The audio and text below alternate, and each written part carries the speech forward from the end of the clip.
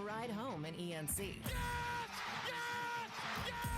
This is your 5 o'clock drive with Patrick Johnson. Holy mackerel! More news, more interviews, more ECU stories than you can shake a stick at. Hey, stop shaking that stick. This is the Patrick Johnson Show. Pirates win! Pirates win! On 94.3 The Game. All right, welcome in, everybody. Nice to have you with us here.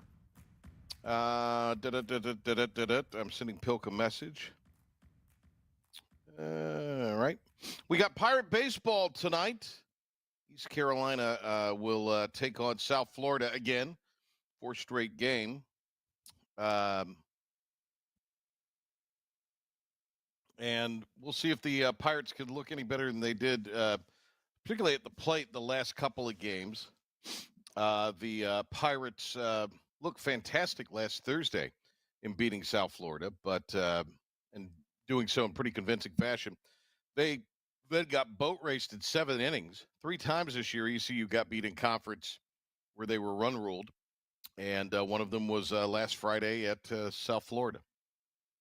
Bulls had lost 5 in a row at home, and they're a pretty decent team, so it wasn't like that they were going to come in and roll over on that particular day. As for the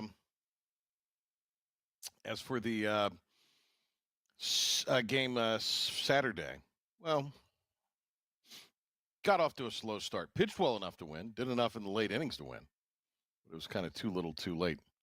Let us see here. I've got this is really something from yesterday. So we've been kind of reporting on what's going to happen with the House money. The House has kind of put out the full budget today in Raleigh. They had a press conference this morning, and it's looking like, as we kind of reported yesterday, that $24 million going towards East Carolina in the House version. Now, there's been a lot of these guys who are more App State, Charlotte guys who've really been involved in digging their heels in on making sure that the increased gambling or sports gaming, sports betting revenues, however you want to put it, are going to go to all of the FBS football playing institutions at a pretty equal level. So a good thing for East Carolina. We'll see what happens. They obviously have some time to work this out. And the Senate version of what is going on really doesn't really – it's not as friendly, let's just say, to East Carolina. All right, Pilk, do we have scores? Philip the Ref Pilkington, ladies and gentlemen. Do we have scores from the American tournament thus far, Pilk? Yeah, we do. Going on right now, Charlotte and Wichita State, bottom of the 2nd inning. Charlotte out to an early lead, 4-0 in that one. 49ers still at the plate, 2 outs, but they do have 2 in scoring position, so runners on 2nd and 3rd. And that one, going back to the earlier scores today, UTSA and come from behind fashion over Rice, 4-2. And in the early game, it was all Green Wave, defeating FAU 6-3 in that one. FAU made a late push in the bottom of the 9th, but came up short. So FAU is considered by some a wild card, and they sort of are live by the home run, die by the home run. UTSA and Rice were also playing for the 4th straight time. So you kind of that's happened with Rice for the 2nd straight year. That happened with Rice at ECU last year. So you kind of maybe expected a little bit of them playing UTSA a little tougher. Wichita and Charlotte, if I'm not mistaken, are both entering with pretty prolonged winning streaks into the postseason. Yeah, because Wichita Charlotte swept Memphis over the weekend, and Charlotte's just been red hot. Yeah. So Charlotte is maybe one of the teams that could win this thing. And the Americans going to deny this, but they would love nothing more than somebody other than UTSA to win the tournament. Why, you may ask? Then you get 2 teams in. Projections yesterday had a set that I looked at this morning from yesterday had UTSA as the 2nd seed into the tournament, the Texas regional, where Texas is the number 1 overall seed. I guess maybe I agree with that. I also didn't realize how white hot they were at home this year. 25-2. I knew they were good. They weren't terrible on the road, 17-9, but that's not 25-2. What do we think tonight? Well, I do think South Florida could be a little bit of a dark horse coming into this thing. The Bulls are one of two teams that rank inside the top three in batting average and ERA. Who's the other one? It's UTSA. We think of UTSA as this hitting machine, but they also have top three pitching staff as far as ERA goes. And South Florida does too. South Florida, that's their thing, pitching. Now, they hit the ball and have kind of been streaky. But they've got a lot of great speed. And they stole 7 bases in the last game of the year against the Pirates. Ginned up the running game, and it created a lot of problems. The Bulls have won 4 of their last 5 conference series. They've been pretty consistent, capable of grinding out wins. Let's hope that's not the case tonight, but I do think the Pirates are going to have kind of a tall order. As we reported yesterday on these very airwaves, it'll be an infield of Irby at first, Braden Burris at second, Dixon Williams at short, and Colby Wallace at third base. So no Alex Boucher. He has found himself to the bench.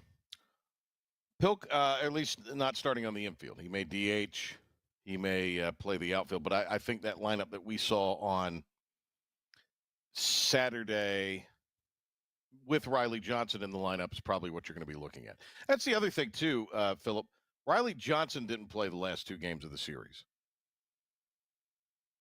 And so I'm not saying Riley's still banged up. I don't think he is. I think they were just trying to rest Riley Johnson.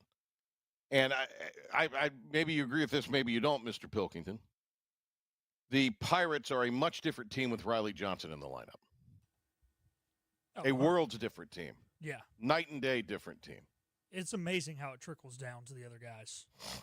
I mean, it is not just a Riley Johnson thing that, hey, you had a really good bat. No, I mean, they have trickled down all the way to really everybody in the lineup when he's in, and the energy on the field and just his ability to run down balls in the outfield. You know, this is a pretty good defensive outfielding team, but when you talk about, you know, a Gold Glover out there that's just as good as the other 3 are, regardless of who that combination is, they're no Riley Johnson, and they're not as fast as Riley Johnson either. So, what inning are they in right now? Top 3, Charlotte's up 4-0. Did they start on time? They started at about 4:20. So they're 20 minutes behind. Yeah. All right. Yeah, they're not starting this thing till 8:30, maybe 9 o'clock. Well, thing is Charlotte's bats look hot. There is, you know, okay. the ACC's so they a could little run ahead rule because of the run rule in the first game this morning. So fingers crossed for that, maybe. That's what one can hope for. Everyone, a little breaking news for you. So not only did Emma Jackson get into the transfer portal, but Kendall Frost is also into the transfer portal for ECU. Great softball pitcher. Was the number 1 this year, 29 starts. She jumped in. So there you go. There were some others, mainly reserve kind of players, a couple of pitchers. But the big numbers, Emma Jackson getting in and Kendall Frost, who was the all-freshman pitcher for the Pirates. Struck out over 100 and 166 innings. Now, Pilk, one thing that we both certainly know is the Pirates have done quite well under Shane Winkler in the portal. Frost was a true freshman, a diamond in the rough. Pirates got on her early and got her to commit. I don't want to say, I think he was a little surprised that they both got in, maybe less so with Frost than with Emma Jackson. I think Emma Jackson kind of surprised everybody. And I'm not going to lie, Pilk, that bummed me out. I'm a little disappointed about Emma Jackson. I mean, yes. Let me say empower the athletes. Let's do it. But I am a little disappointed in that decision by her. Not going to lie. She could have hit 30 home runs next year. How much fun would that have been? I think she thinks she can still hit 30 home runs next year and probably get paid. And she might be able to. But I don't know if she's going to be doing that if she goes somewhere that is at a level that she aspires towards. And look, I wish her nothing but the best. Frost, maybe she'll, if she makes a good leaps and bounds, I think that maybe she'll have a chance. But who knows where she will wind up inevitably. You just hate to see somebody go to a level and then maybe it doesn't work out and they're bouncing around. Emma Jackson's been at that P4 level. She had an idea. So there you go. Baseball tonight. What time are we telling everybody to tune in? Are we updating them on the social medias, Pilk? Yeah, that's what we're going to have to do. Once we know the start time, Dylan and I will make a decision that we think is best based off how long his interview goes with Cliff Godwin and all that, and then we'll put it out then. But, I mean, like I said, it depends on, if this game goes run rule, we could be looking at a 7 o'clock start with a 6:45 airtime. If this game goes 3.5 hours, it could be 9 o'clock. So who knows. So follow us at 943 The Game on X and on the 94.3 The Game Facebook page. Was that an X you were giving me there? Okay. Des Bryant X Factor thing he did. Maybe it's Coach Gary Overton. Dr. Gary Overton, Coach O, will be our guest. We'll also hear from Lablanc. My Carolina Hurricanes start the ECF tonight. Hashtag on the X, ECF, against the defending Stanley Cup champ Florida Panthers. Seems like the Florida teams win the Cup every year. So we're going to have Lablanc join us telephonically from Canes Country to preview that. We'll have Coach O in a few minutes. Some sad news from the world of entertainment, Pilk. Get the music going to break. George Wendt, who played Norm on Cheers, has gone to that big bar in the sky to have an end-of-the-day libation. George Wendt, dead at 75. How about that? All right, we're hitting the break. We're coming back. Coach O will join us from Clearwater, not Tampa, Clearwater. And we'll get his thoughts on the fourth straight meeting with the Bulls here tonight and the opening in the conference tournament, how he sees the pitching matchup and more on the Patrick Johnson Show.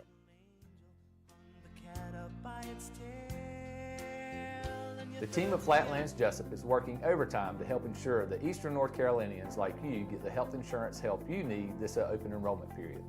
New legislation passed, meaning more people than ever qualify for affordable coverage. Let us help you today. Are you ready to tackle those yard and garden projects? Come by East Carolina Tractor and Fleet, your local Coyote dealer, and check out their great selection of residential and commercial Coyote tractors. From zero-turn mowers to compact tractors to skid steer loaders, they've got you covered. Some with 0% financing for qualified buyers. Stop by your hometown Coyote dealer, East Carolina Tractor and Fleet, across from the Pitt County Fairgrounds, or online at ectfleet.com. East Carolina Tractor and Fleet. We dig dirt. The best burgers around. Everyone loves a thick, juicy, and fresh burger. Tiebreakers in Greenville, plus the all-new Tiebreakers in Winterville. Do real burgers, better than anybody. So don't just go to any burger-themed restaurant chain. It's time to break the chain and eat local. Tiebreakers, real burgers at its best. Everybody loves burgers. Big tax credits are back. Get a 30% tax credit, up to $2,000 off your new Mitsubishi electric heat pump install. Let Comfort Master help you take advantage of the tax credits with a qualifying Mitsubishi electric ducted heat pump or non-ducted Mitsubishi electric mini splits. Mitsubishi electric mini splits are ideal for bonus rooms, garages, or sunrooms. If you need a new HVAC unit, call Comfort Master today. Call Comfort Master. Call Comfort Master. You know what the problem is with standard belts? Usually you have to choose between too tight or the opposite, too loose. But with Anson Belt and Buckle, you don't have to choose. We got rid of the holes and instead have a track system designed for micro adjustability. That way you can enjoy a perfect fit every time. Anson Belt and Buckle. Find your perfect fit today.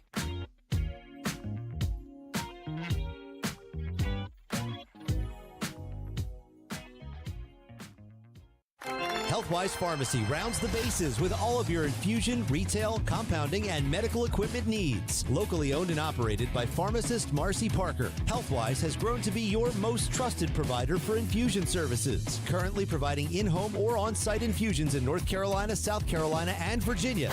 Visit Healthwise Pharmacy at 615B South Memorial Drive or call 252-295-0059 to speak to a patient service representative to find the option that best suits your needs.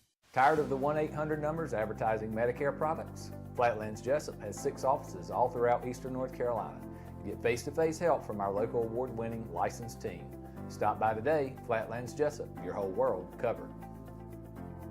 Remember, get the podcast of the show on the IBX Media app or where you get your podcasts. I listen on my Apple Watch. Smart speaker. Listen while you work. I listen everywhere. The Patrick Johnson Show on 94.3 The Game. Pirate baseball tonight. Last game of the day from Clearwater, Florida, and Baycare Ballpark in the Tampa Bay area. We'll have Dylan Johnson back behind the radio mic tonight, and we'll have right beside him the one and only Coach O, Dr. Gary Overton. Coach O joining us from Clearwater, and he's on the phone now as they'll be on the radio call tonight. Coach, I hope maybe you got maybe a little midday pick-me-up as far as the coffee goes, maybe mid-afternoon, because even though Charlotte is making quick work of Wichita now, it could be, who knows, could be a lengthy day, but or lengthy evening. But anyway, here we go. 4th straight meeting between ECU and South Florida. Coach, how do you see this meeting maybe being different than what we saw the last couple of games in particular, where South Florida certainly dominated ECU on Friday and then did enough to hold on to the win on Saturday? Yeah, I would certainly think, Patrick, that it has to be like one of the 3 games. I mean, there's almost no way around that, because in game 1 against UCF, the Pirates were flawless and played an excellent baseball game, probably their best of the year. In game 2, it was exactly the opposite, where just nothing went right from start to finish. There was no element of play that was really good in that game.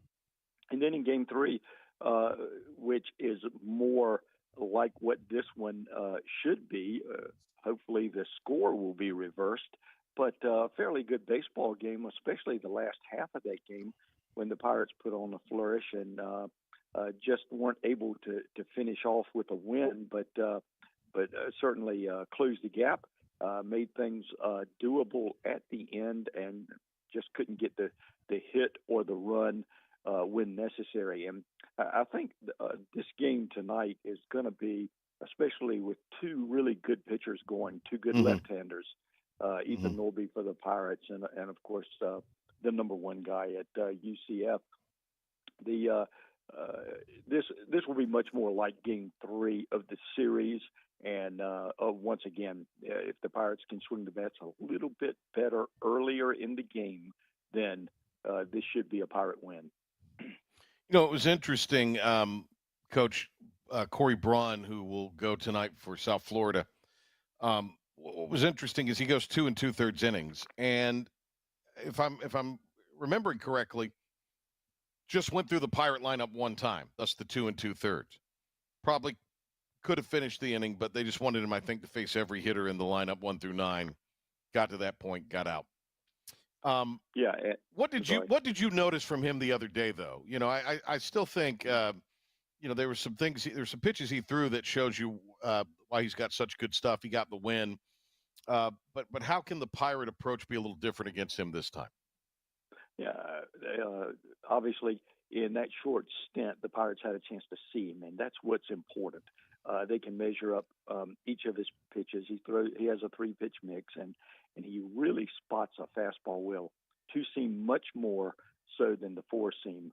He likes to run the baseball away from right-handed hitters, much like Norby, but he doesn't have Norby's velocity. But he is sharp with his control. Very limited walks on the season and a pretty high number of strikeouts, but a spot-type pitcher. For all the old veterans back there in the old day, a Tom Glavine type guy, but he'll keep hitters off balance with a good change as well. That two-seam fastball mixed with a change, and he does throw a 12-6 breaking ball, but didn't show the Pirates many of those in that earlier outing. First team all-conference selection since we last saw him, you and I think that speaks well of the season that he's had to this point. Coach O, Dr. Gary Overton on the phone with us from the Clearwater area where the Pirates will be playing tonight at the Philly spring training facility in the park for their rookie ball team. Gorgeous ballpark. The weather was really very splendid this weekend in Tampa, especially for this time of year. And I know it's usually maybe June before things really get oppressively humid in Florida. Of course, it was getting hot there by the time I left out of there Sunday, and temperatures have been building across the state. With all that said, this has been an event that has been plagued at times by weather, as far as those pop-up Florida storms. How's the weather been, and what are you hearing or seeing as far as the forecast goes? Forecast is really good, Patrick, and I think a lot of fingers are crossed for that. It's to be sunny throughout the week, and hopefully this tournament can conclude not only with a champion, but with good weather and no delays whatsoever. You're exactly right. We've had fantastic weather, a little warmer than when you were here. It's a little hotter. And at the same time, you're right. The Pirates did handle the warmth pretty well last weekend, with the exception of Jake Hunter's start. I think he struggled a little bit in the heat in Game 2. And that's something the Pirates will have to be very cautious of as the week winds down. Let me get my trusty scorebook out from the other day. And, I'm looking through some of the Pirate pitchers. Hunter, we know what he's about, and I think he'll bounce back. For East Carolina, some impressive performance. I thought Lance Williams was really good. Brad Pruitt and Ethan Young, fantastic. Sean Jenkins showed a lot, so I thought that was a real positive. We really liked Bradley Zayak's start, speaking of a freshman, and then Nick Moran came in, and I thought maybe really was very impressive. So you have those guys, you have Norby, you have Hunter, you got Colby Wallace you can always go to. So how would you evaluate the Pirate pitching kind of going into this event? Well, I think right now, even though the staff has had its ups and downs, I think the way the Pirates have pitched within the last couple of weeks is good enough to be classified as maybe the strength of the club. We've said many times over that Pirates are going to have to score runs to win the tournament, and 5-6 hits per game is just not going to do it. It'll have to be a little better than that offensively. But from a staff standpoint, you mentioned Moran, who's been a matchup guy, meaning lefty against lefty, comes in one batter, maybe at the most one inning, but he's beyond that. He showed signs of being really good just this past weekend. And then the three freshmen that you mentioned, Jenkins, Zayak, and of course Lance Williams, who was outstanding as a starter in his outing on Thursday night, which was Game 1. Those three guys alone can carry the Pirates deep into this tournament. And then when you use the veterans of the club like Norby in his start tonight, I'm sure that we'll see Hunter early in the tournament, and of course Lance Young, who's been really lights out as a reliever, but the closing job he did in Game 1 this past weekend just is not describable because it was that good. So I think the pitching staff is lined up the way Cliff would like to see. I think all are available from this point forward.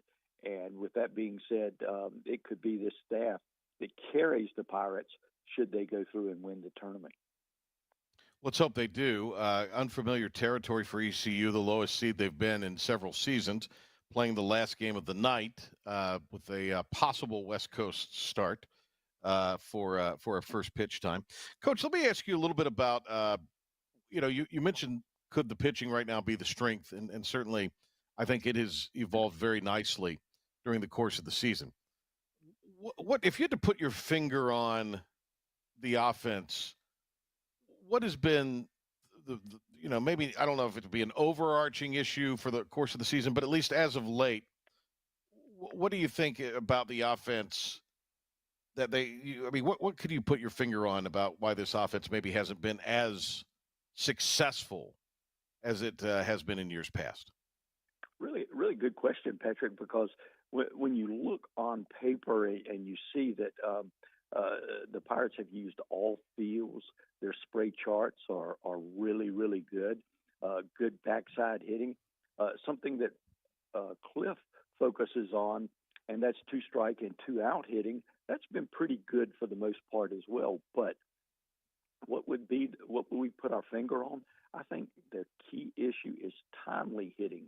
As the Pirates have moved runners, as they have moved runners into scoring position, as they have played to set the table for manufacturing runs, not just small ball. We're not just talking about bunting runners over or even bunting for base hits or playing that small game, so to speak, but getting in position to score runners without the benefit of a base hit. I don't think that element of play has been where Cliff or the Pirate hitters would like for it to be.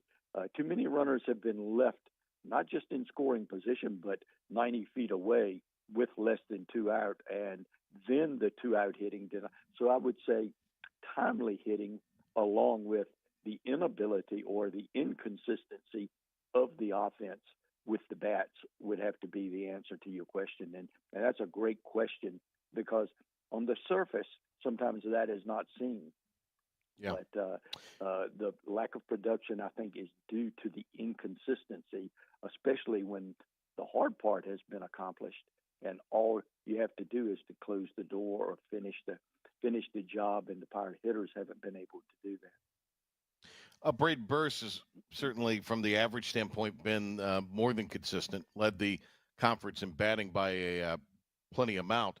When you look at Braden Burse as your coach, I don't want to say it came out of nowhere, but certainly we weren't expecting that beginning of the year.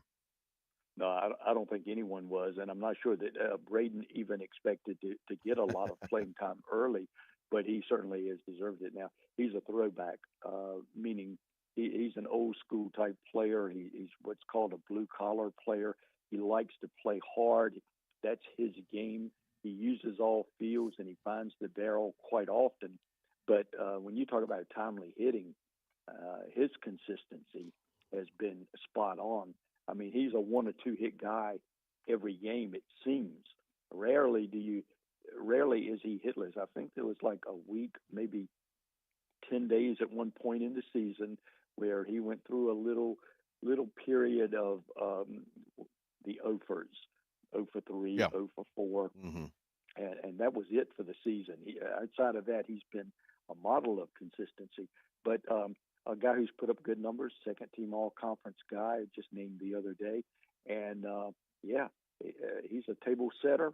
And in that leadoff spot has really, really worked that role to perfection as well, because he's on base multiple times per game, regardless of how he gets there. Coach, another thing, and I brought this up to Pilk at the beginning of the show, I think with one of the things you could point to in those last 2 games where we didn't see Riley Johnson. And I think it was just a matter of holding him out to make sure he's 100% or as close to 100% as he can be going into this event, which starts tonight. I think that's a big this is a different team when Riley Johnson's in the lineup. So I expect that to be the case tonight. Yeah, I think we all can look to that, because winning the first game of a tournament is a must. In winning the tournament now, certainly there are second chances thereafter should you falter, but winning that first game is a must. And Riley is a leader, not just on the field with his or by example, but adds another bat to that lineup. And again, you and I talked about that may have been the Achilles heel to the club to this point, is just not enough hits or production when the Pirates need it the most. But he adds another dimension. Plus, there's a little bit there's a little bit of thunder in that bat as well, and he carries he carries the ability to score more than just one run off of a base hit in his game. Coach, give me some keys tonight. What do you think the Pirates got to do to beat South Florida and advance to Thursday? Well, it starts with Norby. I think we all know that. But at the same time, this team tonight is going to have to play far better defense than what we saw in those last two games at USF, and far better than what the team has accomplished through most of the year. There have been ups and downs. I mean, we all know there have been flawless games, but there have been some rocky outings as well. But I think the key tonight is going to be to take a look at the offense and see how that is transpiring as the game goes along, and also how consistent the Pirates are playing defense. And those two items, coupled with Norby on the mound, are the three keys to the game. It's plain and simple, and it's not a must-win, not by any means, because double elimination tournaments are set up that way to give teams a second chance. But at the same time, falling in the loser's bracket early does not bode well for anyone in any tournament. And this Pirate Club tonight, I think, will seize a little momentum if they can find a way to scratch out a win. Coach, I'm going to do what a lot of people told me they did this weekend when you and I got a chance to work together again, and they synced up the audio. And Ryan Urquhart is my buddy, who's going to be doing the tournament coverage for ESPN Plus. But I'm going to turn down the sound, as it were, and sync up so I can listen to your great insight tonight. So pull them through to a victory. Well, I'm very honored that you say that, Patrick. But at the same time, working with play-by-play guys like you and Dylan Johnson just make working a baseball game that much more fun. Well, it's always fun, too, when you're winning. So let's get back to winning. I concur with that thought. That makes the broadcast sound like $1 million. All right. Thank you, Coach. Really appreciate it, and look forward to hearing you guys tonight. Thanks for the time. Patrick, thank you so much. There he is, the great Coach O, Gary Overton. Pilk, guess what? What? Everyone, a little breaking news for you. Reportedly, Belichick and Air Jordan Hudson, are reportedly engaged to be married. Miss Hudson has told at least one person that she and Mr. Belichick are engaged to be married, per the New York Times. How about that? I'm sure Bubba is very happy. Well, now it's all going to be legal and above board. They're going to be married. Yeah. Right? I mean, it's legal now. I mean, whatever they're doing is legal. But I don't think they're breaking any laws. It'll be above board. Let's just say that. Yeah. It'll be above board. How about that? It'll be right with the good Lord. There you go. The errors and omissions, not Air Jordan, but errors and omissions, George went 76, not 75. Norm. Do you think when he went through the pearly gates, they shouted Norm? I think they had to. I would hope. Yeah, that's kind of and I'm sure they everybody shouted Norm. Somebody asked him a question, and he gave a witty one-liner. There you go. All right, speaking of wit, here is Philip the Ref Pilkington. He's got a 94.3 The Game sports update and Pirate report. And when we go to him, we'll bring it back here.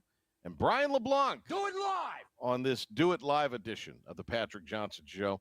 Pirate baseball tonight as they get set to take on South Florida here in the conference tournament. Here's Pilk with a preview.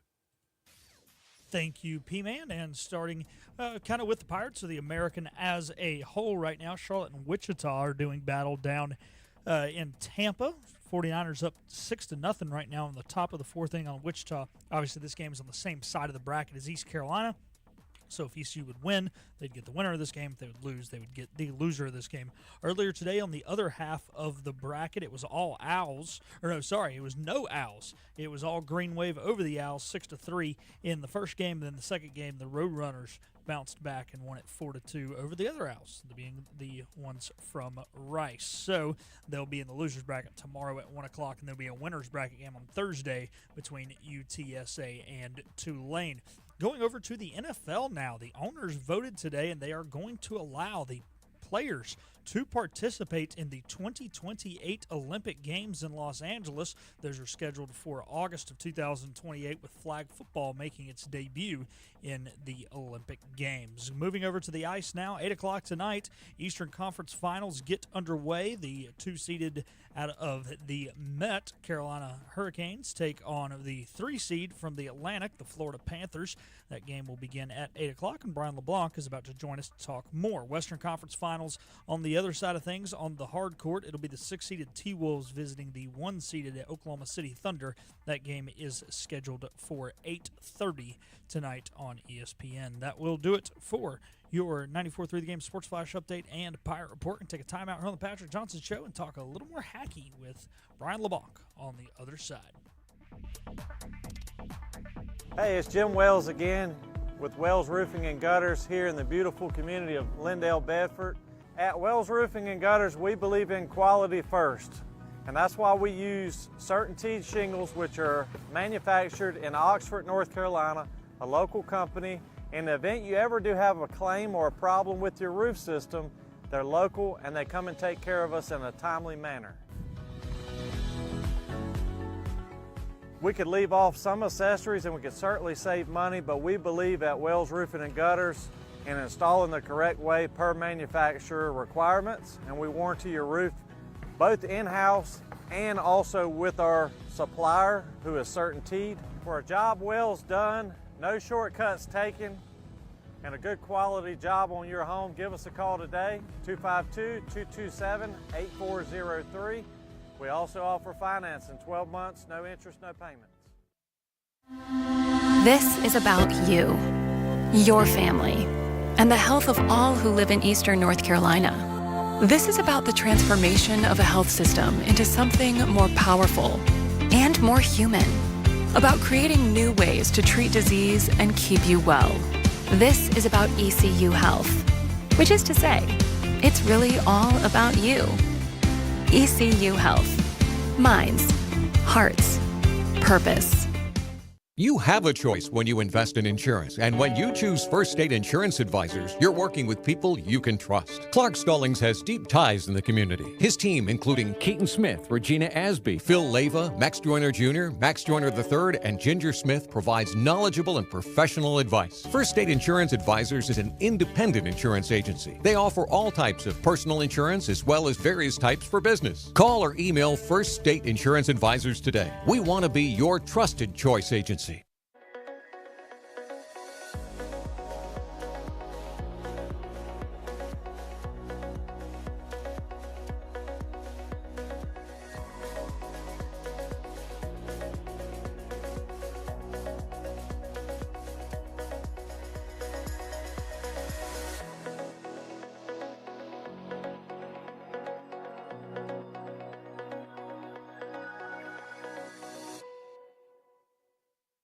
Other restaurants claim their food is fresh and fast, but are they friendly? At Moore's, you're treated like family the minute you walk into their doors. With locations in Winterville, New Bern, Swansboro, Morehead City, and Jacksonville. We've been practicing what we preach since 1945. At Moore's, our barbecue is slow cooked and smoked over real wood daily until it's so tender it's falling off the bone. Combined with our fresh chicken, cooked-to-order seafood, and homemade fixins, we're sure you'll agree. If it's not Moore's, it's less.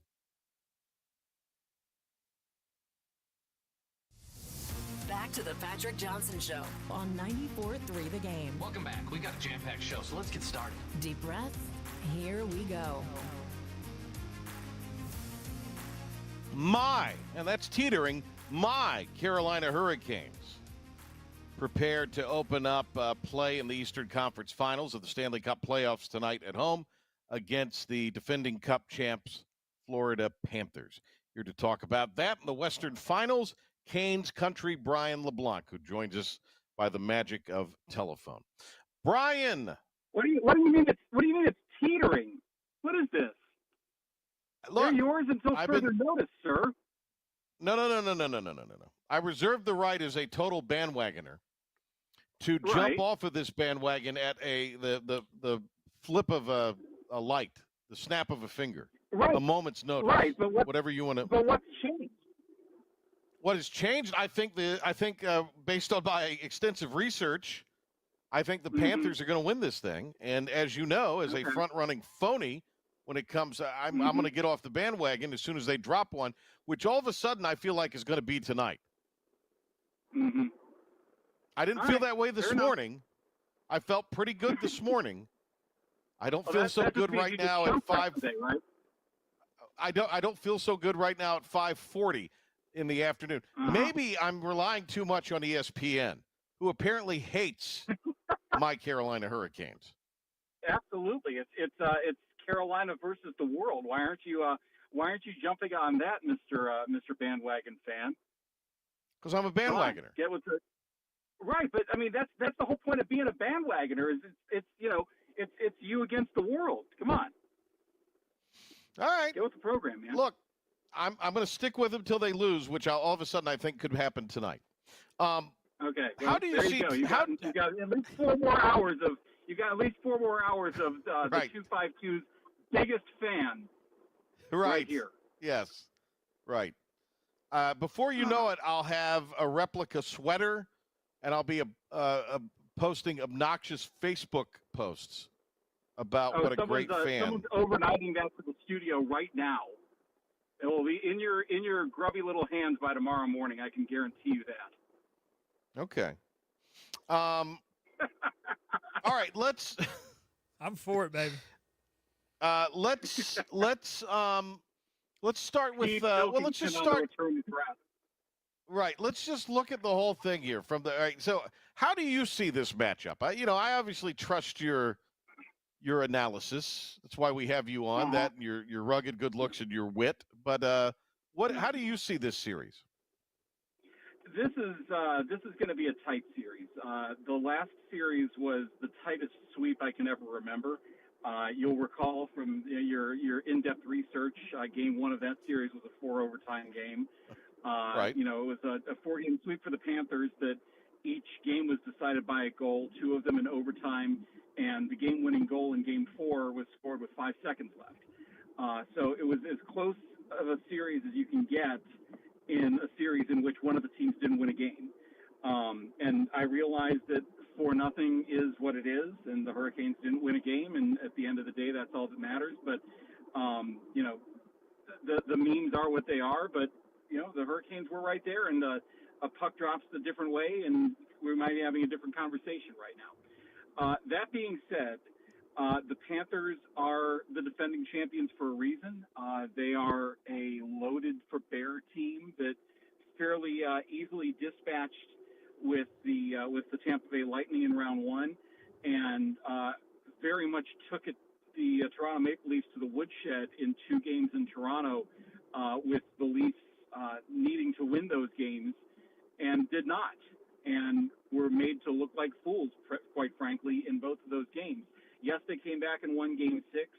I did not think they were going to, as we talked about last week. But the Panthers ended up winning the series and put a spanking on the Leafs in Game 7.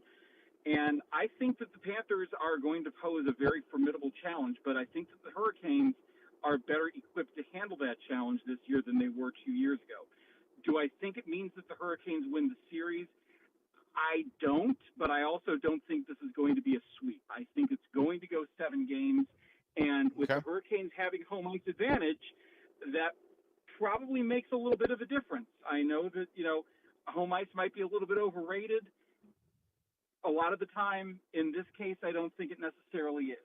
I think that if the Hurricanes get out on the right foot tonight, if they take advantage of the crowd that's going to be hyped and rolly, and they're going to, take that and take it to the Panthers early in the game tonight, I think that they could have the wind at their sails, the wind at their backs a little bit.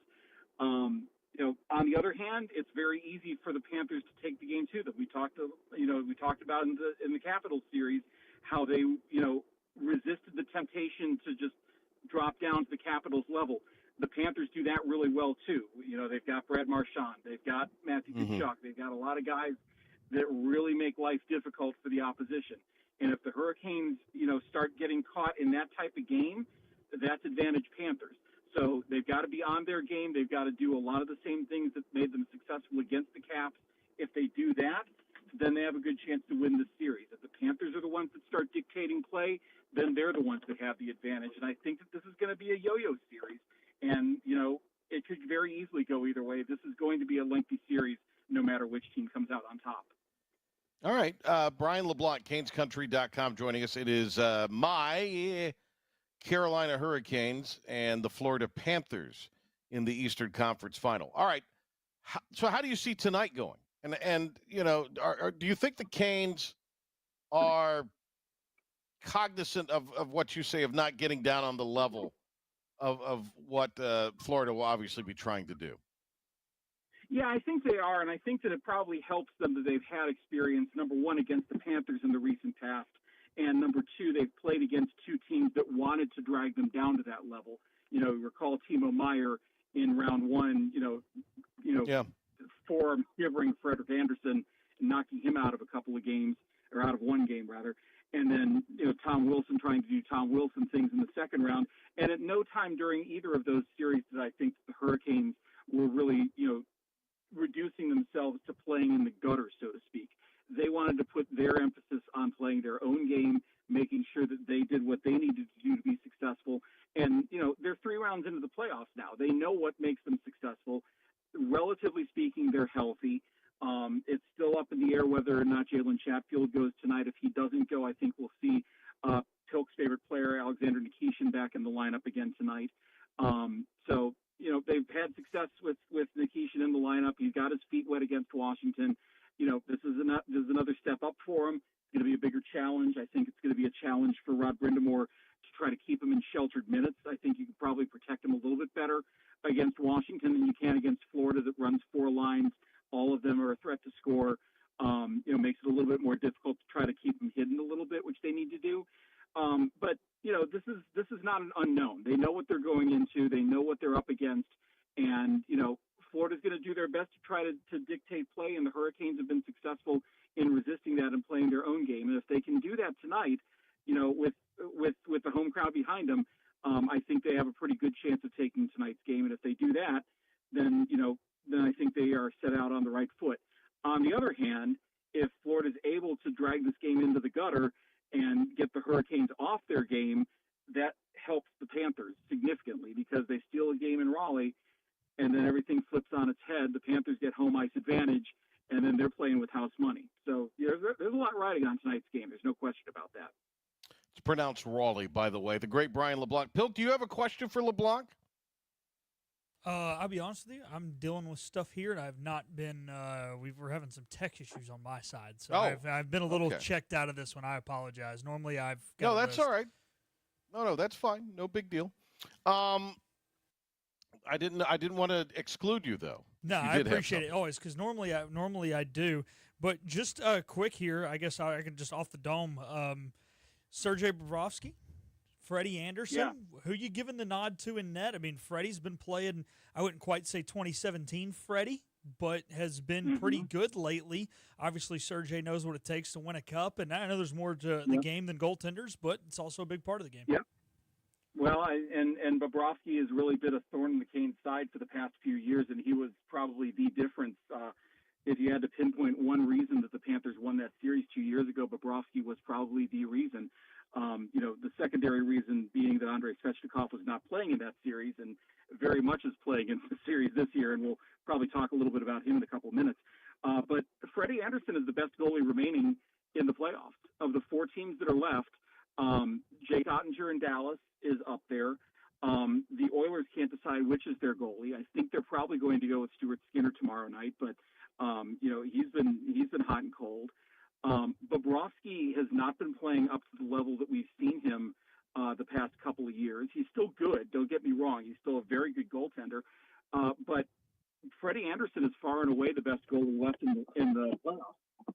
And I think that if the Hurricanes get the kind of goaltending in this round that they've gotten from Freddie in the first two rounds, and they're able to play Bobrovsky to a draw, if not get a little bit better goaltending, I think that's going to be a good thing for the Hurricanes. Obviously, you want to see them win that goaltending battle if possible, but Bobrovsky has been a riddle that the Hurricanes have struggled to solve for years. And if they can just at least play him even, that's a big advantage. And the way that Anderson is playing right now, I don't see any reason to think that if he can't keep that up, the Hurricanes won't have a market advantage out from the goal crease, because Anderson has been by far the biggest reason that the Hurricanes have been as successful as they are. And 1A on that is Svechnikov, that we'll probably talk about here in a couple of minutes. But Anderson has been solid.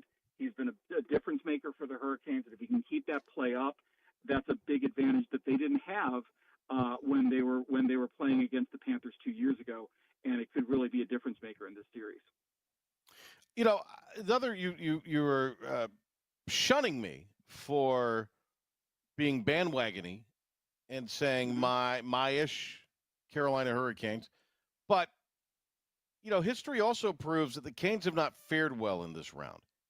So why, and this maybe goes back to what you were just alluding to there in your answer to Pilk, but why are the Canes better equipped to have success in the Eastern Finals this time around?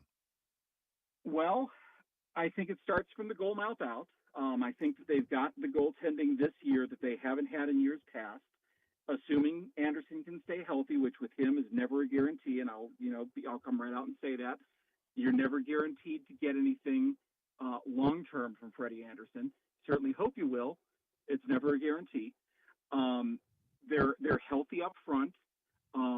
They're scoring goals when they need to score goals. Andrei Svechnikov is the second leading scorer in the playoffs that's left active. And I think that the Hurricanes are, at the very least, competitive with Florida up and down the lineup. Are they able to just pester other teams the way that the Panthers can when they throw Marchand and Sam Bennett and Tkachuk out there? Probably not, but they can at least stand their ground, and we've seen them stand their ground the past couple of weeks over the past couple of rounds. And that's all the Hurricanes need to do. They let their play on the ice do the talking, and this is a team that's really kind of come into their own. They had this whole affair with Mikko Rantanen. That didn't pan out. They wound up with Logan Stankoven, who's a secondary scorer. He's not going to be a superstar. But what they got out of that was they realized that, hey, this is the group that we've got.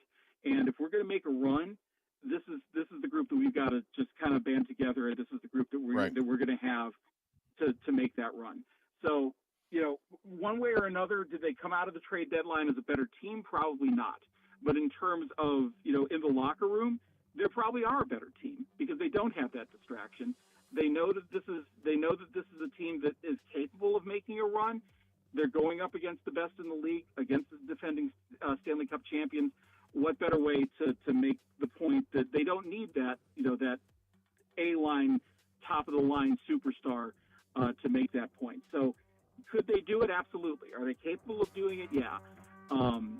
I think anything's possible, and I think that it's going to be a very entertaining series, if nothing else. It starts tonight in Raleigh. All right. Thank you, LeBlanc. That was perfect. The great Brian LeBlanc, CanesCountry.com. Great to hear from him and get a preview. All right. Thanks to LeBlanc. Thanks to Coach O, Dr. Gary Overton. Pirate baseball tonight. Check our social media. Pirates win. We'll be here tomorrow. They lose. We won't be here tomorrow for the PJ Show. Have a great evening, everybody. Go Pirates and Canes.